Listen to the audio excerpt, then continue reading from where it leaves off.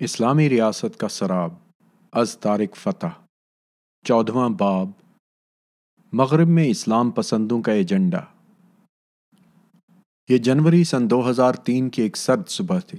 میں ٹخنے تک گہری برف میں سے گزرتا ہوا ٹورانٹو کنونشن سینٹر میں داخل ہوا۔ میں سعودی عرب میں قائم world assembly of Muslim youth کے اتحادی مسلمان گروپوں کے زیر اہتمام ایک کانفرنس میں شرکت کے لیے آیا تھا۔ کویتی سیاستدان اپنی تقریر میں کہہ رہا تھا کہ مغربی تہذیب اندر سے گل سڑ چکی ہے اور تباہ ہونے کے قریب ہے۔ یہ مغرب اس وقت تک ترقی کرتا رہے گا جب آخر ایک بیرونی طاقت اس سے ٹکرائے گی، اور آپ یہ دیکھ کر حیران ہوں گے کہ یہ کتنی تیزی سے منہ کے بل گرے گا۔ And quote. شرکاء نے انتہائی خوشی کا اظہار کیا۔ ابھی 16 ماہ ہی گزرے تھے کہ ایک بیرونی طاقت نے 9/11 کو نیو یارک ٹاورز پر حملہ کیا تھا، اور یہاں کویت میں اخوان المسلمین کا ممبر طارق السویدان مغرب کے زخموں پر نمک چھڑک رہا تھا۔ شرکاء تقریباً 2000 نوجوان مسلمانوں پر مشتمل تھے۔ مسلم اسٹوڈنٹ ایسوسی ایشن MSA سے تعلق رکھنے والے یہ نوجوان نہایت احتیاط سے مردوں اور عورتوں کے الگ الگ نشستوں پر بیٹھے حیرت سے سن رہے تھے۔ طارق سویدان مغرب کی تباہی کی تفصیل چارٹ کی مدد سے سمجھا رہا تھا۔ اس کے الفاظ پریشان کن تھے ہی، لیکن نوجوان کنیڈین شرکاء کا رد عمل اس سے بھی زیادہ تکلیف دہ تھا۔ وہ نہایت اشتیاق سے اس کویتی اسلام پسند کو سن رہے تھے جو اس تہذیب کی تباہی کی پیشین گوئی کر رہا تھا جس میں یہ لوگ رہ رہے تھے۔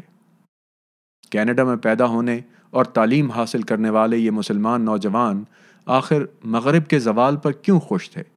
کیا وہ خود کو مغرب کا حصہ نہیں سمجھتے؟ اگر وہ سمجھتے ہیں تو پھر اس کی متوقع تباہی پر خوش کیوں تھے؟ اور یہ کون لوگ تھے جو بیرونی طاقت کے حملے کی امید کر رہے تھے؟ یہ کینیڈین نوجوان ایک جمہوری مغربی ملک کے شہری ہونے کے ناطے ایک کویتی سیاستدان کو مغرب کی آخری رسومات کی بات کرنے کی اجازت کیوں دے رہے تھے، بلکہ اس کی بات سن کر مسرت کا اظہار کر رہے تھے؟ 9/11 کے فوراً بعد اخباری رپورٹیں ایک ٹورانٹو اسٹار اور دوسری گلوب اینڈ میل میں شائع ہوئی، ہمیں کینیڈا اور امریکہ کی یونیورسٹیوں اور اسکولوں میں سرگرم اسلام پسند یوتھ تنظیموں میں پائے جانے والی اندرونی سوچ سے آگاہ کرتی ہیں۔ ٹورانٹو اسٹار کے رچرڈ گوئن نے 21 اکتوبر 2001 کو اپنے مستقل کالم میں پارک یونیورسٹی کے اندر خطبہ جمعہ کے بارے میں لکھا۔ امامت کے فرائض انجام دینے والے طالب علم نے اپنے خطبے میں یہودیوں اور عیسائیوں کو نشانہ بنایا اور اجتماع میں شریک افراد کو مشورہ دیا کہ غیر مسلم کنیڈین افراد سے خود کو الگ کر لیں۔ مبینہ طور پر اس اسٹوڈنٹ امام نے کہا کہ ہم مسلمانوں کو یہودیوں اور عیسائیوں کو دوست نہیں بنانا چاہیے، یہ لوگ ہمیں کبھی قبول نہیں کریں گے۔ جنت میں صرف مسلمان جائیں گے، جبکہ یہودیوں اور عیسائیوں کا ٹھکانہ دوزخ ہوگا۔ And quote. پارک یونیورسٹی کا یہ مسلم اسٹوڈنٹ لیڈر مصری تنظیم اخوان المسلمون کے نظریے کی تبلیغ کر رہا تھا۔ جو بات قابل ذکر ہے وہ یہ ہے کہ اس نظریے کو پنپنے کے لیے کینیڈا کے بنیاد پرست اسلام پسندوں کے کیمپوں میں زرخیز مٹی مل گئی ہے۔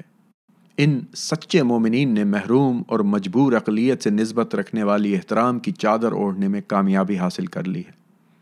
محرومی کی اس تصویر کو کینیڈا کے تعلیمی اداروں کے انچارج احساس جرم کی شکار لبرل لیفٹ قیادت کی سند توثیق بھی مل گئی ہے۔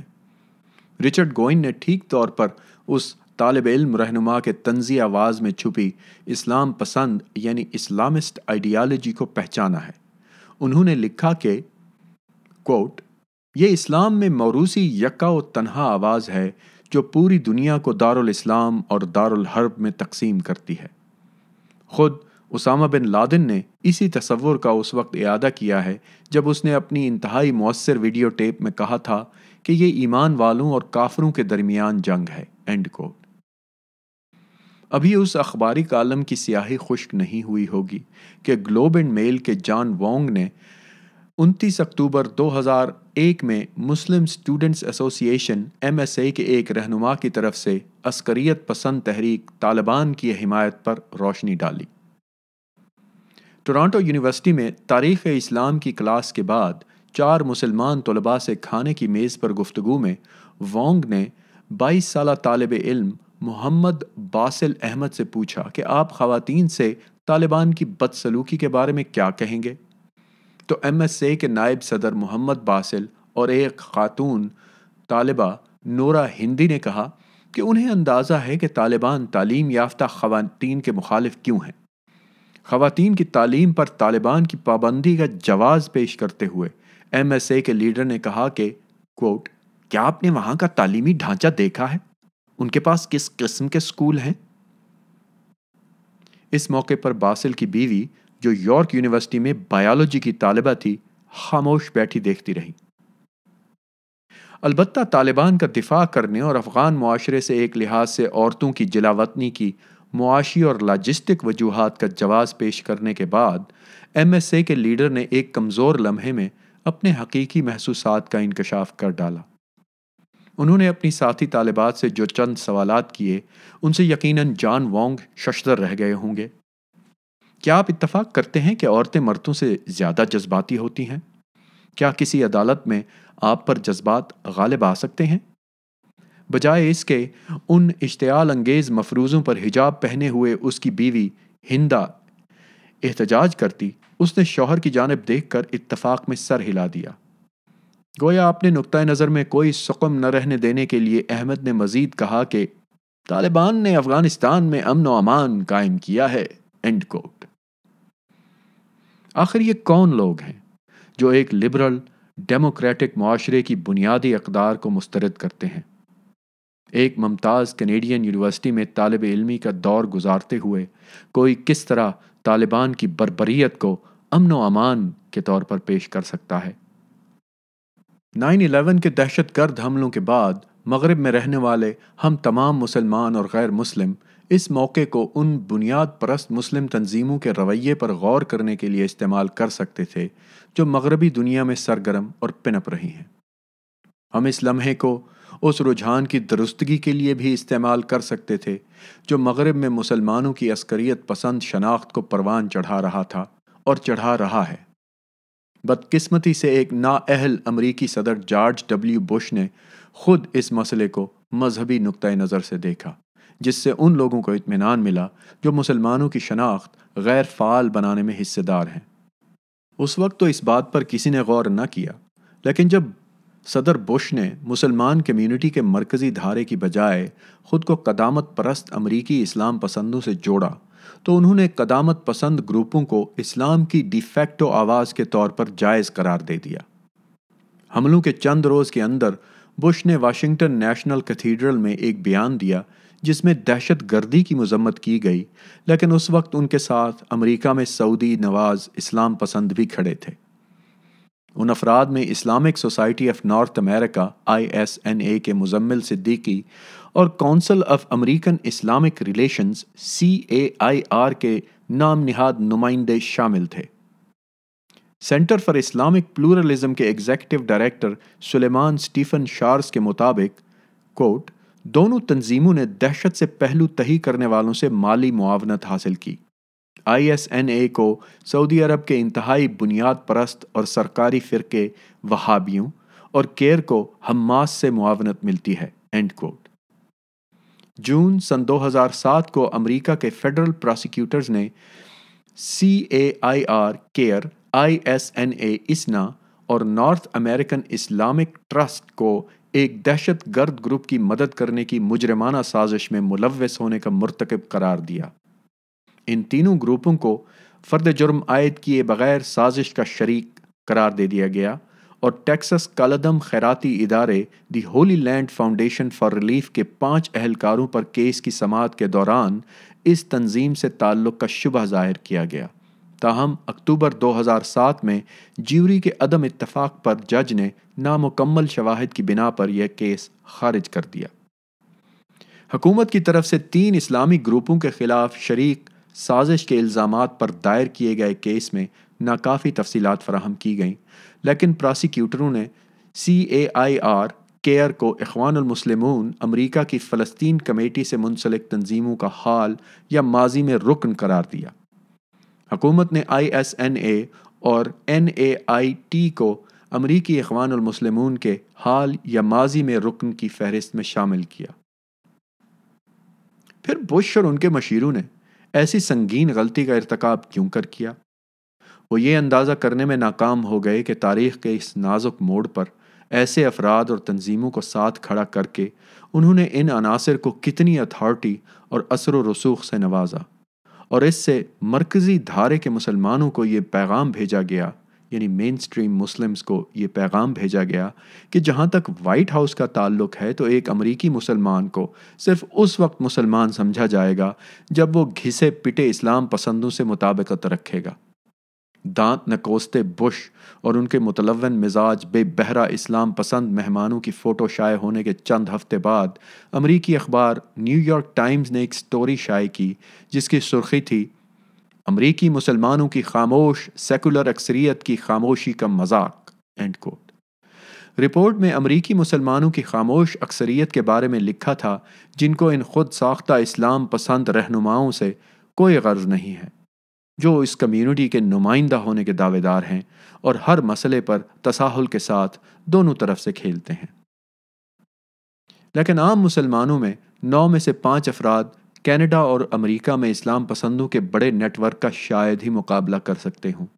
اس نیٹ ورک کو سعودی عرب اور دیگر اسلامی ممالک ان کے اداروں کی طرف سے نظریاتی اور مالی معاونت مل رہی ہے۔ اگرچہ سعودی پیسے نے دنیا بھر میں مسلمانوں کے کاز کی مالی طور پر مدد کی ہے، لیکن کیئر اور ISNA جیسی شمالی امریکہ کی اسلامی تنظیموں کی حمایت نے اس بات کو یقینی بنایا ہے کہ اسلامی انداز کئی لحاظ سے وہابی ازم کے رنگ میں رنگا ہے۔ کیئر کے سعودی عرب سے تعلقات کا شاذ و نادر ہی مغربی میڈیا میں ذکر ہوتا ہے، لیکن گاہے بگاہے کسی نہ کسی جگہ پر یہ سامنے آ ہی جاتا ہے۔ 12 جولائی 2002 کو سعودی اخبار عین الیقین میں یہ سٹوری شائع ہوئی۔ کوٹ: مسلم ورلڈ لیگ کے جنرل سیکرٹری ڈاکٹر عبد المحسن الترکی نے امریکہ میں اسلامی تنظیموں کے ساتھ مؤثر رابطوں کی ضرورت پر زور دیا ہے۔ Council of American Islamic relations care کے صدر دفتر کے دورے میں ڈاکٹر الترکی نے کہا کہ ان رابطوں سے امریکہ میں مقیم مسلمانوں کے مستقبل کے لیے بہترین نتائج برآمد ہوں گے اور اسلام کے جامع اصولوں کو نمایاں کرنے میں مدد ملے گی۔ ڈاکٹر الترکی نے مسلم ورلڈ لیگ کی طرف سے اسلامی سرگرمیوں سے متعلق اشتراک کے فروغ میں معاونت پر آمادگی ظاہر کرتے ہوئے اس مقصد کے لیے ایک کمیشن قائم کرنے کا اعلان کیا ہے۔ اینڈ کوٹ۔ ہو سکتا ہے کہ سعودی عرب میں قائم مسلم ورلڈ لیگ کی کیئر کو معاونت فراہم کرنے کا مطلب مالی تعاون نہ ہو، لیکن ایک اور سعودی شہزادہ الولید بن طلال 9/11 کے فوراً بعد امریکی معاشرے میں اسلام کے دفاع کے لیے $5 لاکھ کے عطیات لے کر پہنچ گئے۔ یہ خبر اگر arabnews.com میں شائع نہ ہوتی تو ممکن ہے کہ اس کا سرے سے کسی اور جگہ ذکر نہ ہوتا۔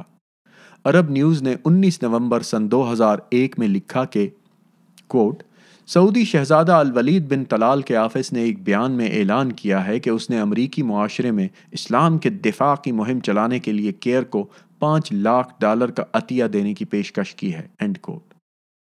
خود کیئر نے اس چندے کا اس وقت تک انکشاف نہیں کیا جب تک لاس اینجلس ٹائمز میں ایک رپورٹ شائع نہیں ہو گئی جس نے لکھا کہ کیئر کے لیے سعودی چندے سے امریکی مسلمانوں میں تند و تیز بحث چھڑ گئی ہے۔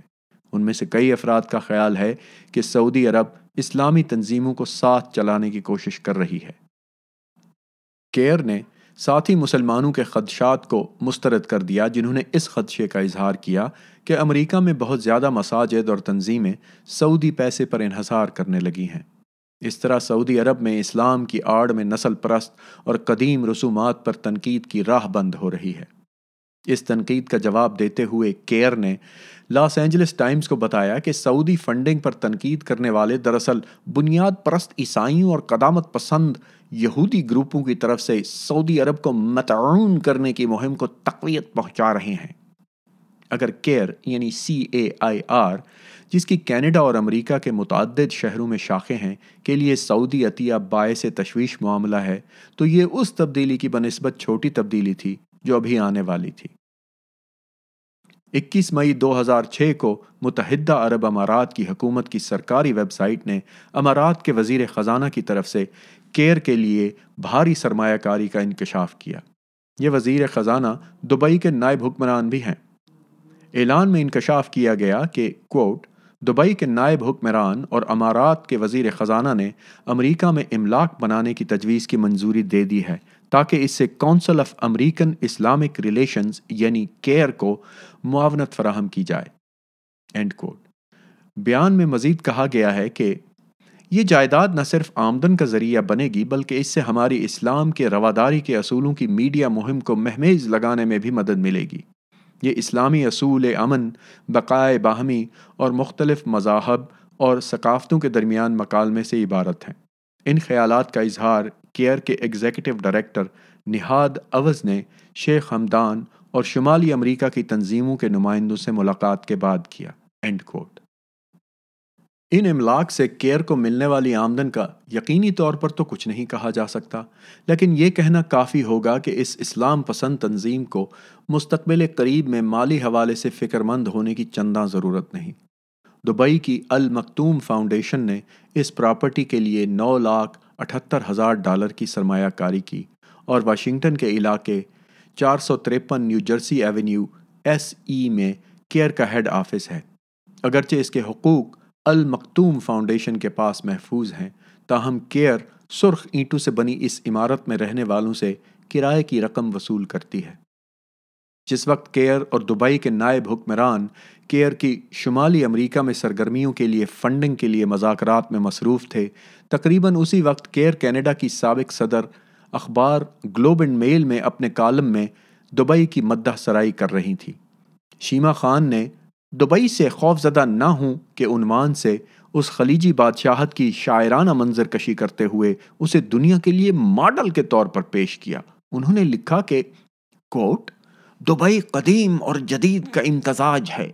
یہاں ہانگ کانگ کے معاملہ فہم بزنس مین، سنگاپور کے کاروباری ادارے اور بہترین عرب مہمانداری بیک وقت دیکھنے کو ملتی ہے۔ یہ سٹی سٹیٹ پوری دنیا کے لیے کھلی ہے اور دنیا بھی جوک تر جوک یہاں امڑ رہی ہے۔ اینڈ کوٹ۔ دبئی مہمان نوازی کی علامت ہے۔ فلسطین کے علاقے جنین اور قاہرہ کے علاقے الفرج کو تو مہمان نواز کہا جا سکتا ہے، لیکن دبئی کو عرب مہمان نوازی کی علامت قرار دینا عربوں کی توہین ہے۔ دبئی وہ شہر ہے جسے پاکستان اور بھارت کے رہنے والے محنت کش مسلمانوں نے تعمیر کیا، لیکن وہ وہاں غلاموں جیسی زندگی بسر کرنے پر مجبور ہیں، اور یہ وسط ایشیا سے لائے گئی طوائفوں اور کہبہ خانے چلانے والے روسی مافیا سے بھرا پڑا ہے۔ لیکن یہ سب کچھ آسمانوں کو چھوتی عمارتوں یعنی اسکائی اسکریپرز کے سائے میں بہہ گیا۔ یہ شہری ریاست شیما خان جیسے مغرب سے آنے والے وزٹرز کے لیے ممکن ہے پرکشش ہو، لیکن مسلمان غلام مزدور ان کے خیالات سے اتفاق نہیں کر سکتے۔ دبئی وہ جگہ ہے جہاں بنگلہ دیش اور پاکستان سے لائے گئے مسلمان بچوں کو کیمل جاکی کے طور پر استعمال کیا جاتا ہے۔ یہ معصوم اس کھیل میں موت اور زخمی ہونے کا خطرہ مول لیتے ہیں، جبکہ دوسری طرف عرب شیوخ کھلے لباس میں اپنے مغربی مہمانوں کو نام نہاد عرب مہمان نوازی سے مسحور کرتے ہیں۔ دبئی کی تارکین وطن کے لیے پالیسیوں کی تعریف کرتے ہوئے کیئر کی سابق صدر نے کینیڈا کا مذاق اڑانے کی جسارت کرتے ہوئے دبئی کو اس کا متبادل قرار دیا۔ کینیڈا میں مقیم ہونے کے باوجود آپ لکھتی ہیں کہ تارکین وطن کے اجنبی لباس اور اقدار سے خوف زدہ ہونے والے کینیڈین باشندوں کو دبئی کی طرف دیکھنا چاہیے، جہاں کی 85% آبادی غیر ملکیوں پر مشتمل ہے۔ نئے آنے والوں کو یہاں مقامی لباس یعنی عبایا، چادر وغیرہ پہننے کی کوئی ضرورت نہیں ہوتی، نہ ہی ان کی اقدار کی جانچ پڑتال کی جاتی ہے۔ جو بات شیما خان دبئی کے اپنے سفر نامے میں ظاہر کرنے میں ناکام ہو گئیں، وہ یہ ہے کہ اس 85% غیر ملکی آبادی اور نئے آنے والوں کو یہاں تیسرے درجے کے شہریوں جیسے سلوک کا سامنا کرنا پڑتا ہے اور انہیں شہریت تک کے حقوق قطعاً حاصل نہیں۔ گلوب اینڈ میل میں شائع ہونے والے آرٹیکل کی بنسبت ہانگ کانگ کے ایشیا ٹائمز میں دبئی پر زیادہ حقیقت پسندانہ اور دیانت دارانہ آرٹیکل شائع کیا۔ اس مضمون کے مصنف پیپے ایسکوبار نے دبئی کی اس معیشت کا کچا چٹھا کھول کر رکھ دیا جسے کارپوریٹ امریکہ تمام عرب ملکوں کے لیے ماڈل قرار دیتا ہے، لیکن ایسکوبار اس ماڈل کو سیاسی سرگرمیوں کے فقدان کا حامل، خبط صارفین یعنی کنزیومر میڈ اور شہریت دینے سے آری کہتے ہیں، جس کی بنیاد ما بعد جدید غلامی پر استوار ہے، یعنی پوسٹ ماڈرن سلیوری پر استوار ہے۔ انہوں نے لکھا کہ دبئی کی سماجی احرام ناقابل معافی ہے، اور یہ کہ کوٹ تعمیراتی شعبے کا ورکر جو یقیناً جنوبی ایشیا کا ہوتا ہے، چاہے اس کا تعلق بھارت سے ہو یا پاکستان سے، اس احرام یعنی پیرامڈ کی بنیاد میں نظر نہیں آتا۔ لیکن حیرت انگیز طور پر یہ کارکن بنیاد UAE کی آبادی کا 80% حصہ ہیں۔ انسانی حقوق کی تنظیم ہیومن رائٹس واچ نے بارہا شکایت کی کہ ان کارکنوں کے ساتھ کبھی انسانوں جیسا سلوک نہیں کیا گیا، لیکن عرب امارات کے اقتدار کے ڈھانچے کو اس کی کوئی پرواہ نہیں۔ یہ کارکن یومیہ کم از کم 12 گھنٹے تقریباً 50 ڈگری سینٹی گریڈ درجہ حرارت میں کام کرتا ہے۔ ہفتے کے 6 ایام میں کام کے دوران اسے ہر روز صرف گھنٹے کے وقفے کی اجازت ملتی ہے۔ اس کے باوجود اسے ماہانہ $150 سے زائد معاوضہ نہیں ملتا۔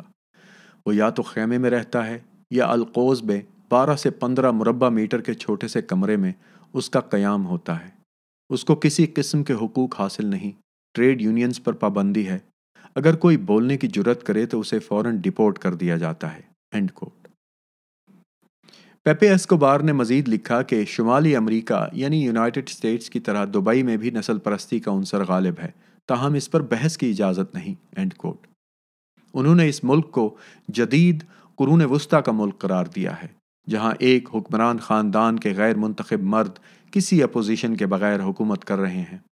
لیکن امارات کی قدیم نوعیت کی جاگیرداری نے بعض انداز میں عالمی رائے کو متاثر کیا ہے اور اسے مشرق وسطیٰ کا سب سے ترقی پسند ملک سمجھا جاتا ہے۔ کیئر واحد تنظیم نہیں جسے سعودی وسائل سے رقوم موصول ہو رہی ہیں۔ اس مال غنیمت سے فائدہ اٹھانے والی ایک اور تنظیم ISNA ہے، انڈیاناپولس میں قائم اسلامک سوسائٹی آف نارتھ امریکہ، جس کی کینیڈا میں کافی گہری جڑیں ہیں۔ کینیڈا کی اسلامی تنظیموں کے لیے سعودی اقدام کی فراہمی کی خبر پہلی بار جولائی 2004 میں رابرٹ فائف نے آٹوا سٹیزن میں بریک کی۔ کوٹ سعودی فنڈ کینیڈا میں بنیاد پرستی قائم کر رہا ہے، اینڈ کوٹ کے عنوان سے اخباری رپورٹ میں فائف نے لکھا کہ کونسل آف فارن ریلیشن کی طرف سے دہشت گردی کی مالی معاونت کے حوالے سے ٹاسک فورس، جس میں وائٹ ہاؤس کے شعبہ انسداد دہشت گردی کے سابق سربراہ رچرڈ کلارک اور CIA کے سابق ڈائریکٹر آپریشنز ڈیوڈ کوہن شامل تھے، نے اپنی رپورٹ میں کہا کہ سعودی عرب کی طرف سے اس کے مخصوص اسلامی انتہا پسندی کا دائرہ شمالی امریکہ اور دیگر ملکوں تک وسیع کرنے کی کوششوں سے امریکہ کے اسٹریٹجک مفادات خطرے میں پڑ گئے ہیں۔ یہ ٹاسک فورس کہتی ہے کہ سعودی عرب نے کینیڈا سمیت دنیا بھر کے 210 اسلامی سینٹروں اور 1359 مساجد کو کروڑوں ڈالر کے فنڈز مہیا کیے۔ اس میں سن 2002 کی ایک سعودی رپورٹ کا بھی حوالہ دیا گیا ہے، جس میں انکشاف کیا گیا ہے کہ شاہ فہد نے ٹورانٹو کینیڈا کے اسلامی سینٹر کے لیے $50 لاکھ اور اس کے سالانہ اخراجات کے لیے اضافی $15 لاکھ فراہم کیے۔ یہاں میں یہ بتاتا چلوں کہ یہ کاتب صاحب تقریباً ہر پیراگراف میں غلطیاں کر رہے ہیں۔ یہاں پر شاہ فہد کو انہوں نے شاہد فہد لکھا ہوا ہے۔ آگے چلتے ہیں۔ سعودی عرب کی سرکاری ویب سائٹ بھی یہ بتاتی ہے کہ شاہ فہد نے آٹوا مسجد، ملاؤں کی مسجد اور کیوبیک اسلامی سینٹر کو فنڈز مہیا کیے۔ ٹورانٹو میں کئی اسلامی سینٹر اور سعودی سفارت خانے نے بتانے سے انکار کیا ہے کہ کس سینٹر کو شاہ فہد نے رقم فراہم کی۔ End quote. اخبار آٹوا سٹیزن نے کہا کہ اس نے ٹورانٹو میں اسلامی تنظیموں کو متعدد بار فون کیا، لیکن ابھی تک یہ پتہ نہیں لگ سکا کہ کون سے اسلامی سینٹر سعودی رقم سے مستفیض ہوئے۔ اس کے علاوہ آٹوا مسجد کے امام جمال سلیمان بھی یہ نہیں بتا سکے کہ سعودی عرب نے اس مسجد کو کتنی رقم فراہم کی۔ حسین پیمان، جس کے امام شاہ سعود یونیورسٹی سعودی عرب کے پروفیسر رہ چکے ہیں، نے اخبار سٹیزن کو بتایا کہ وہ نہیں جانتے کہ کتنا سعودی پیسہ آ رہا ہے۔ شیخ سید بخاری بھی، جو کیبیک میں اسلامی سینٹر چلاتے ہیں اور مدینہ یونیورسٹی کے پڑھے ہوئے ہیں، سعودی فنڈنگ کے بارے میں بات کرنے کو تیار نہیں ہیں۔ ٹورانٹو ایریا مسجد کی فنڈنگ کا راز بھی ابھی تک افشا نہیں ہوا ہے۔ اس مسجد کو سعودی عرب میں سے $50 لاکھ ملے تھے۔ اصل حقیقت یہ ہے کہ اگر اسنا کو سعودی امداد ملی تھی تو اخلاق کا تقاضا یہ ہے کہ اسے ظاہر کرتے، لیکن اس کا انکشاف اس وقت تک نہیں ہوا جب تک اخبار گلوب اینڈ میل کے 2 رپورٹروں نے اپنی تحقیقی خبر شائع نہ کر دی۔ نومبر 2005 میں اخبار گلوب اینڈ میل کے رپورٹر عمر الاقاز اور مرینا جیمز نے بالآخر طویل تحقیق کے بعد پتہ چلایا کہ یہ مسجد ISNA کی تھی جسے سعودی فنڈ موصول ہوئے۔ انہوں نے رپورٹ میں لکھا کہ ISNA اسنا بھی کینیڈا کے ان چند اداروں میں شامل ہے جسے سعودی عرب میں قائم اسلامک ڈیولپمنٹ بینک فنڈز فراہم کر رہا ہے۔ سن 2002 میں سعودی وزارت ثقافت و اطلاعات نے اعلان کیا کہ شاہ فہد نے، یہاں اس کو پھر شاہد فہد لکھا ہوا ہے، کہ شاہ فہد نے ٹورانٹو کے اسلامی سینٹر کو $50 لاکھ یک مشت اور سالانہ $15 لاکھ کی گرانٹ دی ہے۔ اسلامک سینٹر کینیڈا ISNA میں قائم ہے۔ امسال جو اسلامک بینک نے ISNA کے ہائی اسکول کے لیے $2.25 لاکھ گرانٹ کا اعلان کیا ہے، اس میں اسکالرشپ پروگرام بھی شامل ہے۔ اسلامی ترقیاتی بینک IDB کی طرف سے فنڈنگ ISNA کی ویب سائٹ پر موجود ہے، اگرچہ اس ادارے کا ترجمان باضابطہ طور پر اس کی تردید کرتا ہے۔ یہ امر ان کینیڈین مسلمانوں کے لیے باعث تشویش ہے جو سیکولر حکومت کی وکالت کرتے ہیں۔ وہ اس تنظیم اور اس کے مالی طور پر سرپرست کے درمیان مضبوط نظریاتی گٹھ جوڑ پر فکر مند ہے۔ اینڈ کوٹ۔ ISNA کینیڈا کی ترجمان کیتھی بلک نے اعتراف کیا کہ ISNA کو سعودی عرب میں قائم IDB سے پیسہ ملا ہے، لیکن اس کے بدلے وہابیت قبول کرنے کے لیے کوئی دباؤ نہیں، بلکہ یہ رقم گرانٹ کی طرح ہے۔ ISNA نے بعد ازاں دعویٰ کیا کہ چونکہ یہ رقم IDB کی طرف سے دی گئی لہٰذا اسے سعودی فنڈنگ قرار نہیں دیا جا سکتا۔ یہ بات دلچسپی سے خالی نہیں ہوگی کہ IDB یعنی اسلامک ڈیولپمنٹ بینک، جس کا صدر دفتر جدہ میں ہے، یہ کہتا ہے کہ اس بینک کا مینڈیٹ رکن ممالک اور غیر اسلامی ممالک میں مسلمان کمیونٹی کی اقتصادی ترقی اور سماجی بہبود کا عمل شریعت کے اصولوں کے مطابق تیز تر کرنا ہے۔ سعودی فنڈنگ پر نقاب چڑھانے میں اسنا تنہا ادارہ نہیں۔ ٹورانٹو اسٹار کی رپورٹر حبہ علی نے ایک اور ایسی مسجد کا انکشاف کیا جو پہلے تو سعودی پیسہ لینے کی تردید کرتی رہی، لیکن شواہد پیش کرنے پر اس نے اعتراف کر لیا، یعنی یہ جھوٹ بولتے رہے۔ جب اسٹار نے اسکاربرو مسلم ایسوسی ایشن میں غیر ملکی فنڈنگ کے حوالے سے رابطہ کیا تو انتظامی کمیٹی کی رکن صالح حفیظی نے پہلے یہ کہا کہ تنظیم کو 1998 کے بعد سے کچھ نہیں ملا۔ اس وقت SMA نے سعودی عرب کے ایک دولت مند شخص سے $1 لاکھ وصول کیے تھے، تاہم ایسوسی ایشن کے صدر یعقوب ہاتھیہ نے بعد ازاں IDB کی ویب سائٹ پر درج تفصیل کی تصدیق کی کہ مسجد نے 2006 میں مدرسہ تعمیر کرنے کے لیے $2,70,000 کی گرانٹ وصول کی تھی۔ مغرب بھر میں کئی مسلمان اس بات پر خفا ہیں کہ ان کی مساجد غیر ملکی فنڈنگ چھپانے کے لیے اس طرح دھوکہ دہی کرتی ہیں۔ شفافیت کی کمی اسلام پسند کلچر کا ہمیشہ سے خاصا رہا ہے۔ آمرانہ خصلت اسلام پسند یعنی اسلامسٹ کلچر کی نمایاں خوبی ہے ہی، لیکن جو طریقہ وہ اپنے ناقدین کو فریب دینے اور حکومتوں کو کنفیوز کرنے کے لیے اپناتا ہے وہ ان کی کامیابیوں میں سے منفرد ہے۔ مغرب میں کئی حکومتوں کی طرف سے تنوع یعنی ڈائیورسٹی کے لیے کی گئی مخلصانہ کوششوں سے فائدہ اٹھاتے ہوئے اسلام پسندوں نے خود کو مرکزی دھارے میں لانے کے ایجنڈے کے تحت کثیر و ثقافت اور تنوع کا لبادہ اوڑھ لیا ہے۔ جو چیز یہ لوگ تنوع یا ڈائیورسٹی کے طور پر پیش کر رہے ہیں وہ منافقت کے سوا کچھ بھی نہیں۔ ان شواہد کے باوجود کہ سعودی عرب، یورپ اور شمالی امریکہ میں اسلام پسندوں کو پیسہ فراہم کر رہا ہے، مغرب نے اسلام پسندوں سے میل جول اور آنکھ مٹکے کی کوششیں ترک نہیں کی۔ امریکہ، کینیڈا اور برطانیہ میں بار بار سیاسی لیڈروں نے مسلمانوں میں سے انتہائی بنیاد پرست طبقے سے خود کو نتھی کیا۔ مغرب میں واضح اکثریت کے حامل مسلمانوں جن کا طرز زندگی بالعموم اہل مغرب سے مطابقت رکھتا ہے سے اشتراک کار کی بجائے بش، ٹونی بلیئر اور پال مارٹن نے ملاؤں اور عسکریت پسندوں سے قربت اختیار کی اور انہیں فائدے پہنچائے۔ لندن میں 2005 کے 7/7 یعنی جولائی 7 کے حملوں کے فوراً بعد کینیڈا کے وزیر اعظم پال مارٹن نے کینیڈا میں مسلمانوں سے رابطوں کا فیصلہ کیا اور اس سلسلے میں عجلت میں ملاقات کا بندوبست کیا گیا۔ ذرا اندازہ کیجئے ڈنر میں کون کون آیا؟ 19 افراد مساجد کے ائمہ یا سربراہ، اکثر لوگ مسجد کے پرشکوہ لباس میں تھے اور ایک بھی خاتون ان میں شامل نہیں تھی۔ کیا اس کا مطلب یہ ہوا کہ وزیر اعظم کینیڈا خواتین کو مسلمان نہیں سمجھتے، یا پھر انہیں یہ مشورہ دیا گیا تھا کہ صرف باریش مسلمان ہی نیک مسلمان ہوتے ہیں؟ جب اخباری رپورٹر نے ان سے خواتین اور شرکاء میں لبرل مسلمانوں کی عدم موجودگی کا سوال کیا تو وزیر اعظم مارٹن کے پاس کوئی جواب نہیں تھا۔ ایسا لگتا تھا کہ انہیں اپنی غلطی کا احساس ہو گیا تھا، لیکن ان میں یہ اعتراف کرنے کی ہمت نہیں تھی کہ ان کے ذہن میں لفظ مسلمان کا تصور داڑھی اور پگڑی والے فرد کا تھا۔ چنانچہ انہوں نے صرف ایسے افراد کو ہی مدعو کیا۔ نو آبادیاتی دور میں اسلامی دنیا میں تاریخی مظالم کی سیاسی اصلاح اور لبرل ندامت مغربی قیادت کو بنیاد پرست اسلام کے سماج دشمن ایجنڈے کے حوالے سے بآسانی اندھا کر دیتی ہے۔ خاموش پالیسی یہ ہے کہ اندھوں کو اپنے ساتھ رکھتے ہوئے ثقافتی رابطوں کے نام پر منہ بند رکھا جائے۔ یہ ایک غلطی ہے۔ نوآبادیاتی اور استعماری دور کی غلطیوں کے ازالے کے لیے مغرب ان گنت تعمیری اقدامات کر سکتا ہے، جن میں اپنے پیدا کردہ اور بادشاہوں کی حمایت سے دستبرداری، ترقی پذیر ممالک کے سامان اور خدمات کے لیے اپنی منڈیوں کو کھولنا شامل ہیں، لیکن اعتدال پسندی کا بھیس اوڑھے اسلام پسندوں کے سامنے سرنڈر کرنے اور انہیں اسلامی دنیا کا حقیقی نمائندہ قرار دینے سے اس غلطی کا اعادہ ہوگا جس کے تحت سعودی عرب کو تمام دنیا کے مسلمانوں کا جائز ترجمان سمجھا جاتا ہے۔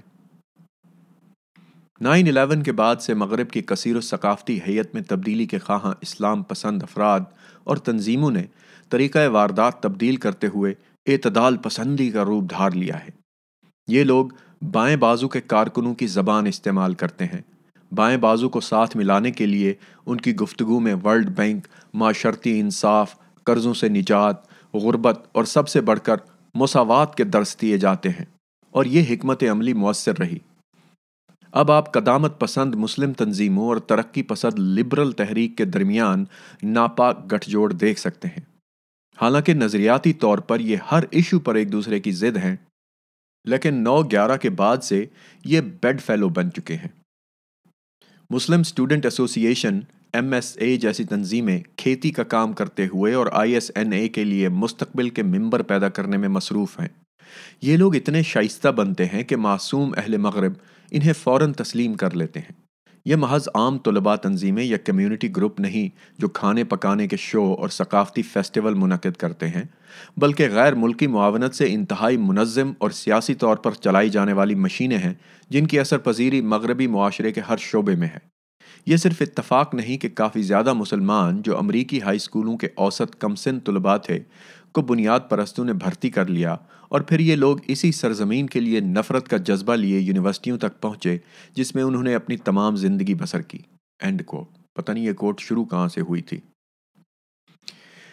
کینیڈا اور ریاست ہائے متحدہ امریکہ کے کالجوں اور یونیورسٹیوں میں MSA کی 200 سے زائد شاخیں ہیں۔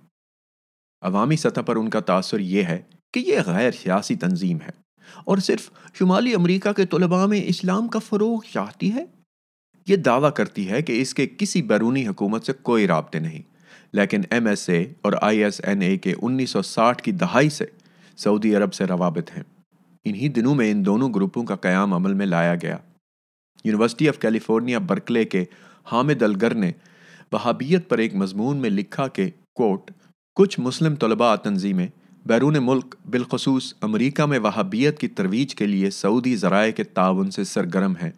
بالخصوص 1960 اور 1970 کے عشرے میں MSA کے سالانہ کانووکیشن میں سعودی عرب پر کسی قسم کی تنقید کی اجازت نہیں۔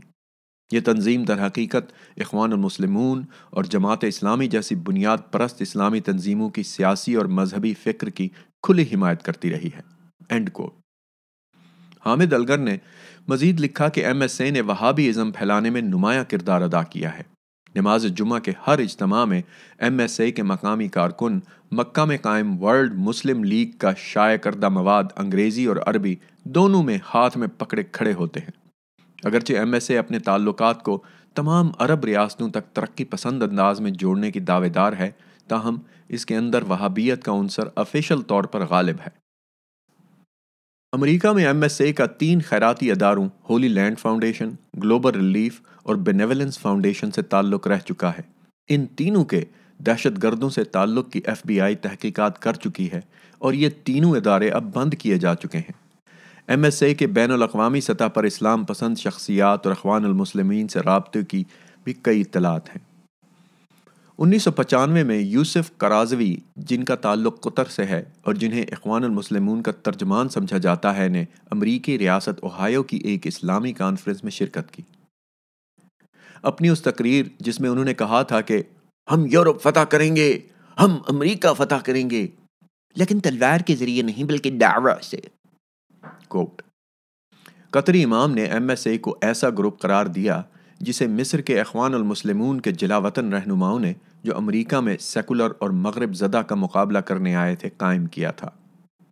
سینٹر فار اسلامک پلورلزم کے اسٹیفن شوارٹز نے جون 2003 میں امریکی سینٹ کی سب کمیٹی برائے انسداد دہشت گردی اور داخلی سلامتی کے روبرو بیان حلفی دیتے ہوئے بتایا کہ کوٹ، شیعہ اور غیر وہابی مسلمان لیڈروں کا تخمینہ ہے کہ 80% امریکی مساجد، جن کی سرکاری طور پر تعداد 1200 اور غیر سرکاری طور پر 4000 سے 6000 بنتی ہے، وہابیوں کے کنٹرول میں ہے۔ مساجد پر کنٹرول کا مطلب ہے پراپرٹی، عمارتیں، ائمہ کی بھرتی اور تربیت، تبلیغی مواد جس میں ریاض، سعودی عرب سے فیکس ہونے والے خطبے تک شامل ہیں۔ اس کے علاوہ مساجد اور ان کے بک سٹورز پر تقسیم کیا جانے والا لٹریچر، بلیٹن بورڈ پر آویزاں ہونے والے نوٹس، تنظیمی اور خیراتی بہبود۔ یہ مہم چلانے والی بڑی تنظیمیں ISNA، MSA اور کیئر ہیں۔ کینیڈا اور ریاست ہائے متحدہ امریکہ میں کیئر CAIR خود کو شہری حقوق کی تنظیم کے طور پر پیش کرتی ہے، اور اس حیثیت کو ثابت کرنے کے لیے اس نے Amnesty international, American civil liberties union اور دیگر گروپوں سے تعلقات قائم کرنے میں بھی کسی حد تک کامیابی حاصل کر لی ہے۔ لیکن کیئر CAIR کا تصور انسانی حقوق عالمگیر انسانی حقوق کی بنیاد پر استوار نہیں، بلکہ اسلام پسندوں کے اپنے انسانی حقوق کی تعریف، یا وہ جنہیں کیئر حقیقی سمجھتی ہے، تک محدود ہے۔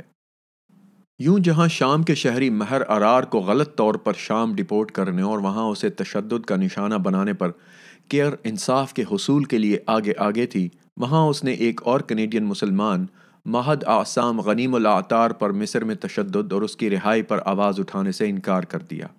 العطار بھی ماہر ارار جیسا تھا، ارار عرب تھا اور العطار بھی، ارار مسلمان تھا تو العطار بھی مسلمان تھا۔ ارار کو ایک آمر عرب حکومت نے گرفتار کیا تو العطار سے بھی ایسا ہی سلوک ہوا۔ ارار نے کہا کہ اس کو تشدد کا نشانہ بنایا گیا تو العطار نے بھی ایسا کہا۔ تو پھر آخر فرق کیا تھا؟ ارار ہم جنس پرست نہیں تھا، جبکہ العطار گے یعنی ہم جنس پرست تھا۔ صرف اس وجہ سے مسلم کینیڈین کانگریس کو چھوڑ کر ایک بھی اسلامی تنظیم نے ایک گے کی وکالت کرنے سے انکار کر دیا۔ میرے لیے مسلم تنظیموں کی خاموشی تعجب انگیز نہیں تھی، لیکن بائیں بازو اور انسانی حقوق کے گروپوں کی چپ پر بہرحال مجھے افسوس ہوا۔ 14 فروری 2007 کو اٹاوا میں ماہر ارار اور اس کی اہلیہ کے اعزاز میں ایک استقبالیہ تقریب کا اہتمام کیا گیا۔ اٹاوا میں محض چند ہی تقریبوں نے اتنی بڑی تعداد میں مختلف انسانی حقوق کے گروپوں کو اتنا مائل کیا ہوگا، اور یہ لوگ مسلم نمائندوں کے کندھے سے کندھا ملائے تقریب میں شریک تھے۔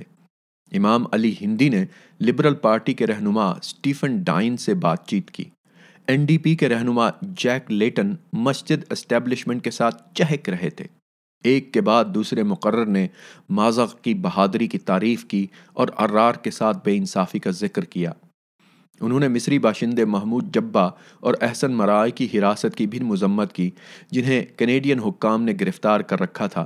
لیکن جہاں یہ سیاستدان ایک عرب کینیڈین پر تشدد پر معذرت خواہ تھے، وہاں انہوں نے اس بات کا ذکر نہ کرنے میں احتیاط برتی کہ ایک اور کینیڈین عرب اسی قسم کے سلوک کا مصر میں نشانہ بن رہا تھا۔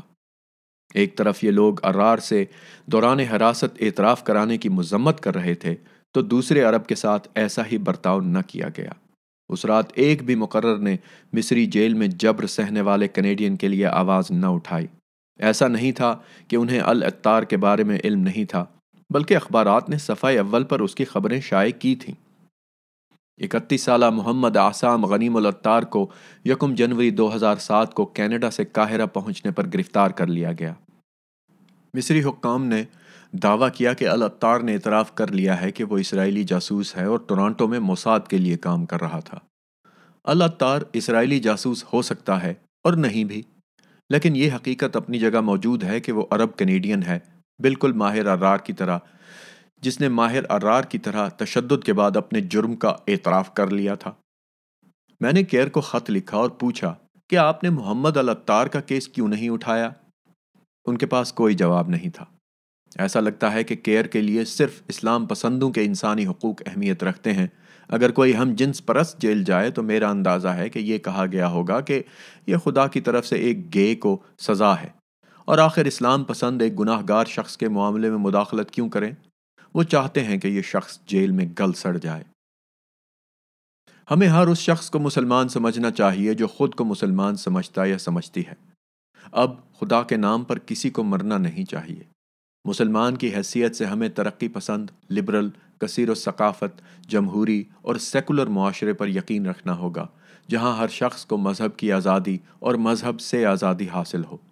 ہماری تمام کمیونٹیز کو زمین پر انصاف، جمہوریت اور مساوات کے اصولوں پر مبنی معاشرے کے فروغ کے لیے برابر اور متحرک کردار ادا کرنا ہوگا۔ ہمیں نہ صرف اپنے خلاف بلکہ ہمارے نام پر دیگر مسلمانوں کے جبر سے بھی لڑنا ہوگا۔ جب تک ہم تمام عوامی معاملات میں مذہب اور ریاست کو الگ سمجھنا شروع نہیں کریں گے، ہم اسلام اور اپنی آنے والی نسلوں کو بے انتہا نقصان پہنچاتے رہیں گے۔ ہمیں یہ سمجھنا چاہیے کہ ایک ایسے معاشرے کی تشکیل جس میں مذہبی، نسلی اور لسانی اقلیتوں کو بھی معاشرے کا اقوام متحدہ کے 1948 کے انسانی حقوق کے چارٹر کے مطابق حقوق میسر ہوں، کے لیے مذہب اور ریاست کو الگ کرنا اولین شرط ہے۔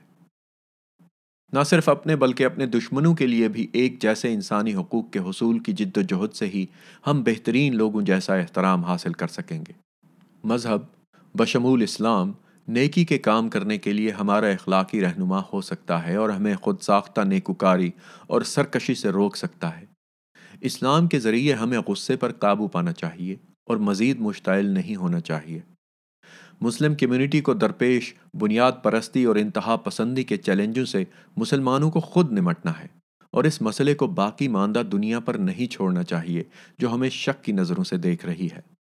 ہم مسلمانوں کو انتہا پسندوں کی مخالفت کرتے ہوئے اپنی کمیونٹی کا زیادہ انسان دوست اور بردبار چہرہ پیش کرنا چاہیے، اور جب تک منفی ناانصافی جو ہماری کمیونٹی کے ایک بڑے حصے میں نظر آتی ہے مکمل طور پر ختم نہیں کی جاتی تو ہم ترقی نہ کر سکتے، چاہے 100 سعودی عرب جیسے ملکوں کی دولت ہمارے قدموں میں رکھ دی جائے۔ ایسی کمیونٹی جو اپنی ماؤں اور بہنوں کو دوسرے درجے کا شہری سمجھے یہ توقع نہیں کر سکتی، اور نہ یہ توقع کرے کہ اس کی بیٹیوں کے ساتھ دیگر لوگ احترام اور وقار کا سلوک کریں۔ خواتین کو مردوں کے پیچھے چلانا اور پیچھے نماز نہ پڑھانا اسلام میں مردوں اور خواتین کے برابر ہونے کے اصول سے متصادم فعل ہے۔ مسلمان مردوں اور خواتین کو مل کر شانہ بشانہ کام کرنا چاہیے تاکہ ہماری کمیونٹی ایک بار پھر جوان ہو جائے اور قرون وسطیٰ کے عذاب کا بوجھ جھٹک سکے۔ یہ کتاب لکھتے ہوئے میں نے کئی مسلمانوں سے گفتگو کی اور پوچھا کہ مسلمانوں کو اس خطرناک صورتحال سے نکالنے کا کون سا راستہ ہے۔ میں نے مردوں، عورتوں، ہم جنس پرستوں، اسٹریٹ، عربوں، ایرانیوں، ترکوں، کردوں، کالے، سفید، اہل ایمان اور بے مذہب ہر قسم کے لوگوں سے رابطہ کیا۔ ان میں سے چند افراد کے خیالات یہاں حاضر ہیں۔ روشن جمال جنوبی افریقہ سے تعلق رکھنے والی چارٹرڈ اکاؤنٹنٹ، وہ پہلی خاتون تھیں جو شمالی امریکہ کے ایک اسلامی سینٹر کی سربراہ تھیں اور مسجد کو ٹورانٹو کی مسلمان کمیونٹی کی ثقافتی سرگرمیوں کا مرکز بنا دیا۔ وہ کہتی ہیں کہ مسلمانوں کے مسائل بڑھنے کی ایک وجہ یہ ہے کہ ہر مسلمان عقیدے کی تشریح اور اس کا اطلاق نہیں کرتا، کیونکہ ہمارے مذہب میں انسان اور خدا کا زیادہ قریبی تعلق نہیں۔ مثال کے طور پر عیسائیت میں پادری کا کردار۔ دوسرا یہ کہ خطرناک صورتحال اس لیے مزید گمبھیر ہوئی کیونکہ ہماری کمیونٹیز احساس محرومی کا شکار ہیں۔ اس صورتحال کا حل یہ ہے کہ ہر مسلمان کو ایک منصفانہ زندگی گزارنے کے چیلنج سے عہدہ برآ ہونا چاہیے اور دنیا کو دیکھنے کا انداز خوف سے حیرت کی طرف منتقل کرنا چاہیے۔ And quote. Mahfooz Kanwar sociology کی پاکستانی نژاد کینیڈین پروفیسر ہیں اور ماؤنٹ رائل کالج کیلگری میں پڑھاتے ہیں۔ کوٹ: ایک ترقی پسند مسلمان کے طور پر میں محسوس کرتا ہوں کہ مسلمانوں کا مسئلہ تخلیق اور اصلاحات کی تحریک کی ترقی، سیکولر اقدار کے فروغ، انسان کے بنائے ہوئے قوانین کو بالا تر تسلیم کرنے، قانون کے تحت ہر شہری سے برابری کے سلوک، دنیا سے از سر نو رابطے، آرائش، ٹیکنالوجی، ڈیزائن اور سائنس سے وابستگی سے حل ہو سکتا ہے، حتیٰ کہ تخیلاتی نظریات انسانی ارادے، جرت اور اندرونی قوت میں مہمیز کا باعث بنتے ہیں۔ And quote. علیسل اوزکان یہ ترک کینیڈین ہیں اور جائیداد کی خرید و فروخت کے کاروبار سے وابستہ ہیں۔ وہ مسلم کینیڈین کانگریس کے رکن بھی ہیں۔ کوٹ: اسلام اور مسلمانوں کی موجودہ صورتحال سے متعلق بہت زیادہ غلط فہمیاں پائی جاتی ہیں۔ اس کی ضمنی وجہ ہماری اپنی غلطی ہے، کیونکہ ہم عیسائیوں اور دیگر مذہب کے لوگوں کو اپنا نقطۂ نظر سمجھانے سے قاصر ہیں۔ ہمیں صرف دوسروں پر تنقید نہیں کرنی چاہیے، بلکہ اپنی ذات پر تنقید سے بھی سبق سیکھنا چاہیے۔ تاہم اس مقصد کے لیے اعلیٰ سطح کی بالغ نظری درکار ہوگی۔ بدقسمتی سے اسلام اپنی پوری تاریخ کے دوران غلط ہاتھوں میں رہا ہے۔ اسلام کی تشریح ان پڑھ افراد کی اور جن کے اپنے عزائم تھے وہ ٹھیک طرح سے نہیں کی گئی۔ بدقسمتی سے یہ مسئلہ ہنوز موجود ہے۔ ایسے تعلیم یافتہ ملا اور علماء کی ضرورت ہے جو طاقت کے بھوکے نہیں ہوں نہ کرپٹ ہوں۔ Good luck with that. حکومتی امور اور مذہب کی علیحدگی انتہائی ضروری ہے۔ End quote. Farzana Hasan Toronto کی رہنے والی ہیں اور کتاب اسلام، خواتین اور آج کے چیلنج کی مصنفہ ہیں۔ وہ کہتی ہیں کہ کوٹ: مسلمان اکثر اپنی عظمت رفتہ کا وارفتگی سے ذکر کرتے ہیں، لیکن یہ سمجھنے میں ناکام ہیں کہ اسلامی تہذیب کو اسی وقت عروج ملا جب مسلمانوں نے برداشت، انسانیت، ایمانداری اور کھلی ذہنیت کا مظاہرہ کیا۔ وہ آج کی طرح صرف عقیدے سے مغلوب نہیں تھے۔ عقیدے کی انتہا پسند پیروی معاشرے میں تقسیم اور تصادم کے سوا کچھ پیدا نہیں کرتی اور مجموعی تہذیبی ارتقاء کی راہ میں رکاوٹ ہوتی ہے۔ لہٰذا مسلمانوں کی اجتماعی نفسیات میں سوچ کی تبدیلی ضروری ہے تاکہ وہ ایسے سیاسی، سماجی اور تعلیمی اداروں کے فروغ کے قابل ہو سکیں جو عالمگیر حقوق انسانی سے ہم آہنگ ہوں۔ یہ ناگزیر ضرورت نسل، صنف اور طبقے سے قطع نظر جمہوری اصولوں اور سماجی مساوات پر مبنی ہونے چاہیے۔ And quote. جین خان یوکرائنی کینیڈین نو مسلم نے کہا کہ کوٹ: میں 1968 تک کیتھولک عیسائی تھی، پھر میری ملاقات پاکستانی شوہر سے ہوئی، خدا ان کی مغفرت کرے۔ اس وقت تک میں نے مسلمانوں کے بارے میں جو کچھ پڑھا یا سنا وہ خوفناک اور منفی تھا۔ اس دوران میری چند غیر معمولی اور محبت کرنے والے قابل مسلمانوں سے ملاقات ہوئی، جبکہ کچھ منفی، تنگ نظر، قانونی، مغرور اور جاہل مسلمان بھی ملے۔ ہمیں ملاؤں کا مقابلہ کرنا چاہیے اور اپنے ساتھ ملنے والوں کو نرمی، شائستگی، ہمسایوں جیسے سلوک اور اچھا شہری ہونے کی خوبیوں سے متاثر کرنا چاہیے۔ شاید اس کا حل اجارہ داری سے پاک ایک مکتبہ فکر کے نظام میں مضمر ہے۔ اب یہ تمام اعتدال پسند، تعلیم یافتہ اور ترقی پسند مسلمانوں کا کام ہے کہ وہ جہالت اور تعصب کے اندھیروں کو روشنی میں بدلنے کی کوشش کرتے رہیں۔ And quote. Muhammad Ali Bukhari Toronto میں مقیم بنگلہ دیشی کینیڈین صحافی۔ کوٹ: مسلمانوں کے لیے سب سے بڑی رکاوٹ جمہوریت کی عدم موجودگی اور اس کے نتیجے میں معاشی ترقی کے شعبے میں پائی جانے والی پسماندگی ہے۔ موجودہ دنیا میں جیو پالیٹکس اور باہم انحصاری یعنی انٹر ڈیپینڈنس ہی ہر چیز پر کنٹرول کرتے ہیں، اور اس عمل میں سب سے طاقتور قوت امریکہ اپنے نیو ورلڈ آرڈر کے ذریعے پوری دنیا میں غیر جمہوری اسٹیٹس کا ہمیشہ سے حمایتی رہا ہے۔ عراق اور افغانستان کی طرف دیکھیں، یہ دونوں جمہوریت کے نفاذ میں ناکامی کی یاد دہانی کراتے ہیں، جبکہ ایران، پاکستان اور سوڈان کی اسلامی جمہوریہ دنیا میں کسی بھی جگہ پر اسلامی حکومت کے قیام کی مخالفت میں دلیل کے طور پر پیش کی جا سکتی ہے۔ End quote. Sumaiya Ahmed Markham Ontario میں اسکول ٹیچر ہیں۔ کوٹ: میں حال ہی میں مسلم اکثریتی ملک پاکستان کے اپنے پہلے دورے سے واپس کینیڈا آئی ہوں۔ مجھے وہاں جو چیز نظر آئی وہ جدت اور روایت کا حسین امتزاج ہے، اور یہ اس چیز سے مختلف ہے جو اسلام پسند ہمیں مغرب میں بتاتے ہیں۔ گزشتہ چند برسوں سے کینیڈا کے مسلمان انتہائی سخت گیر اور آمرانہ قسم کے وہابی اسلام سے آشنا ہو رہے ہیں، جبکہ پاکستان میں جا کر میں نے دیکھا کہ وہاں لوگ زیادہ لبرل اسلام سے متعارف ہو رہے ہیں اور اپنی چوائس کی آزادی کا استعمال کر رہے ہیں۔ جہاں باقی ساری دنیا کے مسلمان تیز رفتاری سے مؤثر انداز میں ترقی کر رہے ہیں، وہاں ہم مغرب میں رہنے والے مسلمان عجیب و غریب وجوہات کی بنا پر انتہائی قدامت پسند بن گئے ہیں اور یہ سمجھتے ہیں کہ حقیقی اسلام صرف 7ویں صدی کا اسلام ہے۔ مسلمانوں کو زندگی سے اللہ کے تمغے کے طور پر لطف اندوز ہونا چاہیے اور اسے سزا نہیں سمجھنا چاہیے۔ And quote. ایڈورڈ ہون میکسیکو میں مقیم نو مسلم ہیں۔ کوٹ: پہلی دفعہ میں نے 10 ستمبر 2001 کو مسجد میں نماز مغرب ادا کی۔ اگلے روز ہی مسلمان دہشت گردوں نے نیو یارک شہر پر حملہ کر دیا۔ مجھ پر یہ خوف طاری تھا کہ اس سانحے کا ذمہ دار میں ہوں، چنانچہ میں اس وقت تک مساجد سے دور رہا جب تک میں نے یہ محسوس نہ کر لیا کہ اس بدی کی مخالفت کا بہترین طریقہ اسلام کے اندر سے ہے، باہر نہیں۔ ہمارے اسلام پسند دشمنوں کی خون بہانے کی قدیم ہوس جدید زندگی، انٹرنیٹ، مواقع، خوشحالی اور تعلیم کے حملوں کے سامنے نہیں ٹھہر سکتی۔ آج ہمیں مذہبی جنونیوں پر نظر رکھنے کو کہا جا رہا ہے تاکہ وہ کوئی ایٹمی جرثومی ہتھیار حاصل کر کے دنیا کو تباہ نہ کر دیں۔ And quote. علی عباس عنایت اللہ کراچی کے ایک بزنس مین ہیں۔ کوٹ: ہم مسلمانوں کو ایسے بحران کا سامنا ہے جس کی ماضی میں مثال نہیں ملتی۔ ہم مختلف اور متصادم سیاسی اور سماجی اقتصادی تصورات کے درمیان پھنسے ہیں۔ مسلمانوں اور سیکولرزم کے درمیان جھوٹی مخالفت تخلیق کی گئی ہے۔ مسلمان کے طور پر میری اپنی شناخت امام علی ابن ابو طالب سے انسپائرڈ ہے۔ آپ رضی اللہ عنہ خدا پرستی، انصاف، رحم دلی، علم، بہادری، صبر اور عاجزی کی ایسی خوبیوں کے حامل تھے جو آپ رضی اللہ عنہ سے پہلے کسی اور کو نہیں ملی۔ ان کی شخصیت تمام انسانیت کو متاثر کر رہی ہے، لیکن اسلامی دنیا اس سے دور ہے۔ اور ستم ظریفی یہ ہے کہ یہ سیکولر ممالک ہیں جو اپنے شہریوں کا خیال رکھتے ہیں اور جہاں ان خصوصیات پر عمل کیا جا رہا ہے۔ ایسے معاشروں میں ہی انسان کو پہلی بار برابری کی سطح اور ستاروں تک رسائی نصیب ہوئی، اور ان لوگوں کی مدد کی جا رہی ہے جو معاشرے میں پیچھے رہ گئے ہیں۔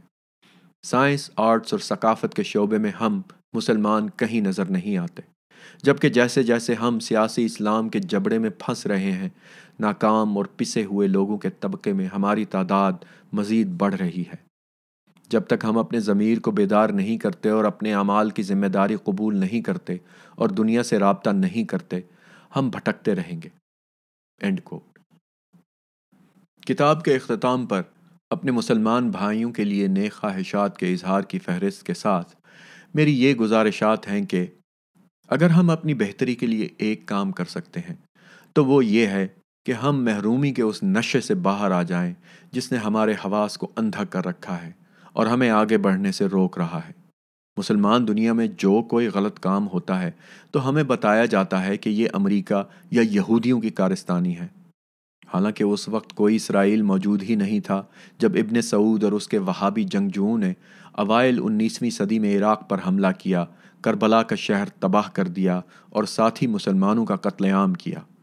اس وقت کوئی امریکہ، یونائٹڈ اسٹیٹس موجود نہیں تھا جب 8ویں صدی میں عباسیوں نے دمشق کو طاقت و تاراج کر دیا اور خون کی ندیاں بہائیں۔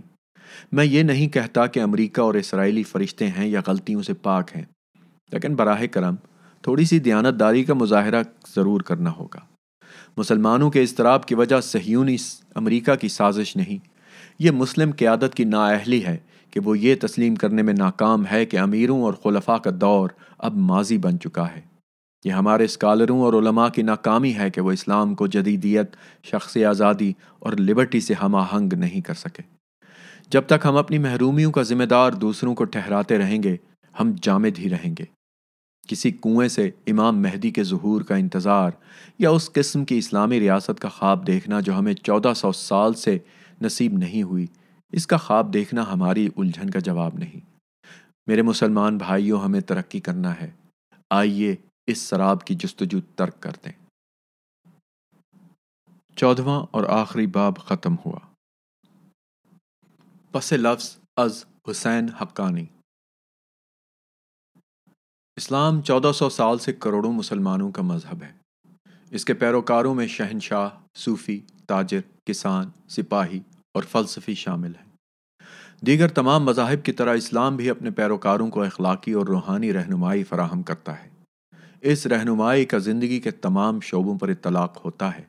لیکن عصری معنوں میں اسے سیاسی یا معاشی نظریہ قرار نہیں دیا جا سکتا۔ پوری تاریخ میں مسلمانوں کے اندر ایک کمیونٹی ہونے کا احساس موجود رہا، لیکن یہ ایک ریاست کی صورت میں بمشکل منظم ہو سکے۔ تاہم 20ویں صدی کا آغاز کرتے ہوئے اسلام کے احیاء کی طلبگار کئی باہم منسلک تحریکوں نے دعویٰ کیا کہ اسلام ایک مخصوص سیاسی نظام کی بنیادیں فراہم کرتا ہے، اور یہ کہ اسلام کا بڑا مقصد ایک اسلامی ریاست کا قیام ہے۔ ایسی چیزیں جس کا تاریخی طور پر وجود ہی نہیں کہ احیاء کی خواہش اسلام کے اخلاقی اور روحانی ورثے کی حتمی طور پر شکست و ریخت، اور اس کی جگہ آمرانہ اور نیم آمرانہ قسم کے سیاسی نظریے جو اسلام کے نام پر جواز چاہتی ہے کی آمد کا باعث بن گئی۔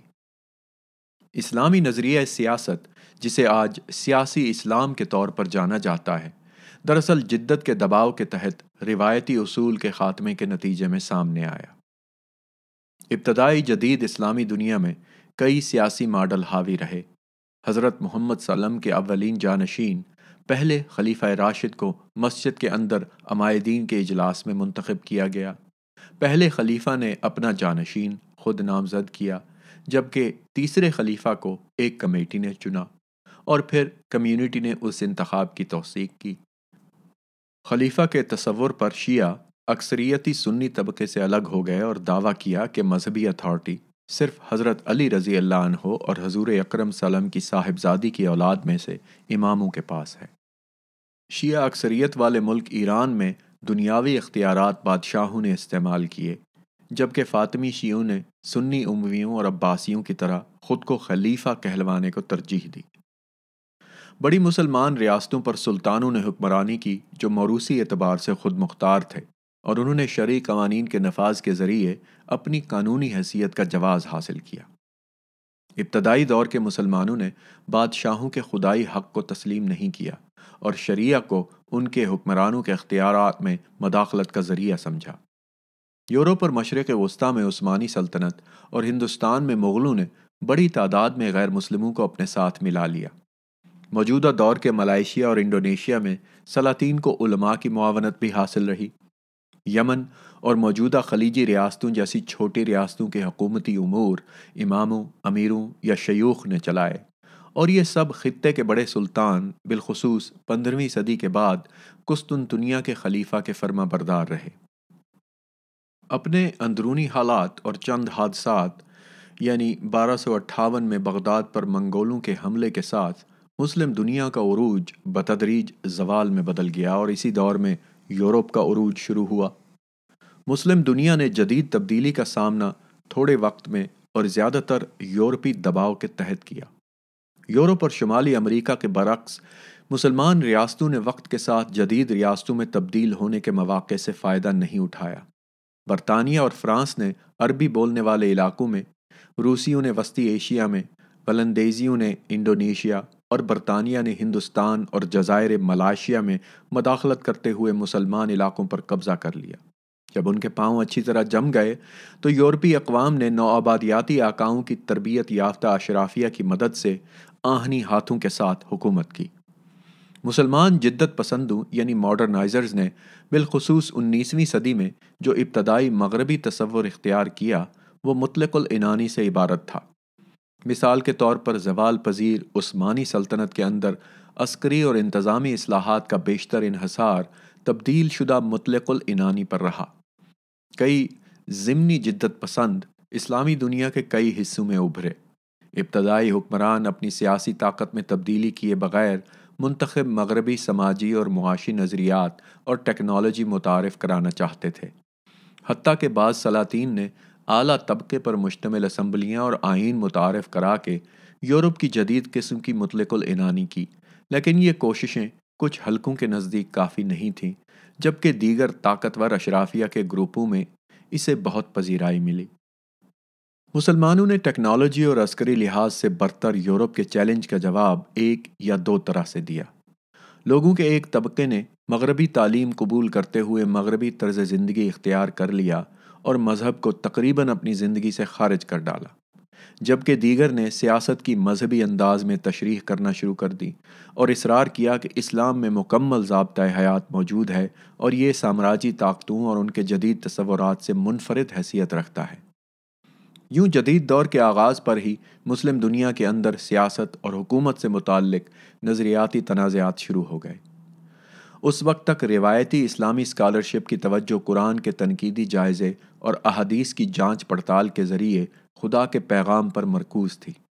اس کے ساتھ ساتھ فلسفے، منطق اور کچھ حد تک فقہ کو بھی ملحوظ رکھا گیا۔ نمایاں استثناء کے ساتھ مسلمانوں نے سیاسی اور معاشی تھیوری پر کم ہی توجہ دی۔ یکساں اسلامی سیاسی تھیوری کی اسی عدم موجودگی کے باعث برنارڈ لیوس جیسے اسکالروں کو یہ کہنا پڑا کہ کوٹ اصولی طور پر کم از کم اسلام میں کوئی ریاست نہیں، صرف حکمران تھا، کوئی عدالت نہیں، محض ماضی تھا، اینڈ کوٹ۔ اس کے متبادل وضاحت یہ ہے کہ مسلمان سیاست تغیر پذیر اور کثیر الجہت ہے، جو 1400 سال کی تاریخ میں مورخین یا مذہبی کار پردازوں کی غیر ضروری اور فالتو تشریح کی حامل ہے۔ تاریخ اور تمدن کے عروج و زوال کے حوالے سے تاریخ کے بارے میں مسلمانوں میں زبردست سوجھ بوجھ موجود ہے۔ 16ویں صدی کے آغاز پر دنیا کے رہنما کا رتبہ ہاتھ سے نکل کر مغرب کو منتقل ہونے سے مسلمانوں میں کمزوری اور بے بسی کے اجتماعی احساسات نے جنم لیا۔ 19ویں صدی کے آغاز پر مسلمان اسکالروں نے مسلمانوں کے زوال کی وجوہات کے تعین اور اس کا حل تجویز کرنے پر کافی وقت صرف کیا۔ جو حل تجویز کیے گئے ان میں سے ایک مگر انتہائی خطرناک نتائج کا حامل حل اسلام کو سیاسی نظریے کے طور پر پیش کرنا تھا۔ اس کا نتیجہ بقول طارق فتح اسلامی ریاست کے فریب کی صورت میں نکلا۔ اسلامی ریاست کی وکالت کرنے والے اپنے نظریے کی حمایت میں اسلام کو لاحق خطرات کی سازشی نظریات کا حوالہ دیتے ہیں، جو عثمانی سلطنت کے غروب کے اختتامی برسوں میں کافی مقبول ہوئے۔ غیر مسلم سازشوں کو اس کمیونٹی کی بے اختیاری کی وضاحت کے لیے استعمال کیا گیا، جو ایک وقت میں دنیا کی معاشی، سائنسی، سیاسی اور عسکری قائد تھی۔ اسلامی ریاست جو تمام مسلمانوں کو متحد کر کے بالا تر قوتوں کو ان کے عزائم میں ناکام بنائے گی، کو مسلمانوں کی موجودہ کمزور حالت کا علاج بتایا گیا۔ فری میسن اور صہیونیوں کے خوف سے متعلق منصوبوں کو شواہد کے طور پر پیش کیا جا سکتا ہے، جس کے بارے میں 18ویں صدی سے آوازیں اٹھ رہی ہیں۔ 19ویں صدی اور ابتدائی 20ویں صدی میں بڑے پیمانے پر بحث کی گئی کہ مسلمانوں اور اسلام کو جوابی طور پر کیا تدبیر کرنی چاہیے۔ مسلمانوں کی قائدانہ حیثیت سے محرومی مغرب کی بتدریج ٹیکنالوجی کے میدان میں فوقیت کا باعث بنی۔ عثمانیوں کی طرف سے قسطنطنیہ پر قبضے کے فوراً بعد جوہانس گوئٹنبرگ نے دھاتی پلیٹیں استعمال کر کے پہلی بار بائبل شائع کی۔ عثمانی سلطنت میں سلطان بایزید دوم یعنی 1481 تا 1512 کے دور میں پہلی بار پرنٹنگ کا آغاز ہوا اور عملاً پرنٹنگ سن 1485 عیسوی تک مسلمانوں کے لیے ممنوع رہی۔ یورپ میں بھرپور طریقے سے بک انڈسٹری نے قدم جما لیے، جس سے علم اور نظریات کی بڑے پیمانے پر ترویج میں سہولت مل گئی۔ سن 1501 تک 1000 سے زائد پرنٹنگ پریسوں سے تقریباً 35,000 کتابوں کی 1 کروڑ کاپیاں شائع کی جا چکی تھیں، لیکن عثمانی سلطنت میں صرف عیسائیوں اور یہودیوں نے پرنٹنگ ٹیکنالوجی کا استعمال کیا۔ مسلمانوں نے 1727 عیسوی تک پرنٹنگ پریس کا آغاز ہی نہیں کیا تھا، جس کا نتیجہ دنیا میں علم کے عظیم ترین دھماکے سے مسلمانوں کی 270 سالہ دوری کی صورت میں نکلا۔ ایرانی، مغل اور عثمانی سلطنتیں بہت بڑے علاقوں اور وسائل پر قابض تھیں، لیکن 15ویں صدی میں جو اہم ایجادات ہوئیں وہ مسلمان ملکوں میں نہیں بلکہ یورپ میں ہوئیں۔ جہالت ایک رویے کا نام ہے، اور مسلمانوں کو اس سے نمٹنے سے پہلے اس کا تجزیہ اور اس پر بحث کرنا ہوگی۔ افواہوں اور سازشی تھیوروں پر یقین اور یہ منطق کہ امہ کی نشاط ثانیہ کے لیے اسلامی ریاست از بس ضروری ہے نے بے لاگ بحث کا راستہ روک رکھا ہے۔ اسلامی کانفرنس کی تنظیم OIC کے 57 رکن ممالک دنیا کی آبادی کا 1/5 حصہ ہیں، لیکن ان کی مجموعی GDP صرف اسپین سے بھی کم ہے۔ اسلامی دنیا کی نصف آبادی ناخواندہ ہے۔ سائنس اور ٹیکنالوجی کے میدان میں ہونے والی ایجادات اور موجدوں کی فہرست سے مسلمان نمایاں حد تک غائب ہیں۔ OIC کے ممالک میں تقریباً 500 یونیورسٹیاں ہیں، جبکہ صرف امریکہ میں 5,000 اور بھارت میں 8,000 سے زائد یونیورسٹیاں ہیں۔ سن 2004 میں شنگھائی جیاؤ ٹونگ یونیورسٹی نے دنیا کی یونیورسٹیوں کی رینکنگ کی فہرست مرتب کی اور ابتدائی 500 یونیورسٹیوں میں سے ایک بھی مسلم اکثریتی ملک کی نہیں تھی، یعنی ٹاپ 500 یونیورسٹیز میں ایک بھی مسلم اکثریتی ملک کی یونیورسٹی نہیں تھی۔ ہر 30 لاکھ مسلمانوں کے لیے ایک یونیورسٹی ہے، اور مسلمان ملکوں میں ہر 10 لاکھ افراد میں سے 230 سائنسدان ہیں، جبکہ امریکہ میں 4,000 سائنسدان فی ملین افراد اور جاپان میں 5,000 سائنسدان فی ملین افراد ہیں۔ مسلم دنیا اپنی جی ڈی پی کا 0.2% ریسرچ اور ڈیولپمنٹ پر صرف کرتی ہے، جبکہ مغربی ممالک تعلیم کے فروغ پر تقریباً 5% خرچ کرتے ہیں۔ یعنی مغربی دنیا مسلمانوں سے 25 گنا یا 2500% زیادہ تعلیم پر خرچ کرتے ہیں۔ 25 times more۔ آگے چلتے ہیں۔ طارق فتح نے وجہ طور پر وضاحت کی ہے کہ مسلمانوں کے زوال کی وجہ خالصتاً مذہبی اسلامی ریاست کی عدم موجودگی نہیں، اس کی وجہ وہ حالت ہے جس میں مسلمان فی الوقت خود کو پاتے ہیں۔ انہوں نے دیندار مسلمانوں اور اسلام کے نام پر طاقت کے حصول میں مصروف افراد میں فرق کرنے کا بھی مطالبہ کیا ہے۔ ان کے کچھ خیالات بالخصوص امریکی پالیسیوں اور دہشت گردی کے خلاف جنگ سے متعلق تنازع پیدا کریں گے، اگرچہ ہر کوئی ان کی تشخیص سے متفق نہیں ہوگا، لیکن ان کے نسخے سے ضرور اتفاق کرے گا۔ بہرحال طارق فتح ان مسلمان مصنفین کی پھیلتی ہوئی فہرست میں شامل ہو گئے ہیں جو اسلامزم کو چیلنج کر کے مسلمانوں سے مطالبہ کر رہے ہیں کہ وہ اسلام کو سیاسی نظریے کے طور پر پیش کرنے کے لیے تاریخ کو موجودہ اسلام میں گھسیٹنے کی بجائے اسلام کو ناگزیر روحانی اور اخلاقی نظام عقیدہ سمجھیں۔ معاصر مسلمانوں کو اپنے مادی زوال کی مادی وجوہات سمجھنی چاہیے، اسلام کے مقدس فرائض کی پہچان کرنی چاہیے اور اسلام کے تاریخی تنوع اور کثیر الجہتی کا اعتراف کرنا چاہیے۔ وہ اسلام پسند جو ہتھیار اور دہشت کے ساتھ اسلامی ریاست کا مطالبہ کرتے ہیں، محض مسلمانوں کو کمزوری اور ذلت کے راستے پر مزید آگے دھکیلیں گے۔ حسین حقانی امریکہ میں پاکستان کے سفیر ہیں۔ وہ بوسٹن یونیورسٹی کے سینٹر آف انٹرنیشنل ریلیشنز کے ڈائریکٹر اور ہڈسن انسٹی ٹیوٹ واشنگٹن ڈی سی میں اسلام اور ڈیموکریسی پروجیکٹ کے شریک چیئرمین بھی ہیں۔ کتاب ختم ہوئی۔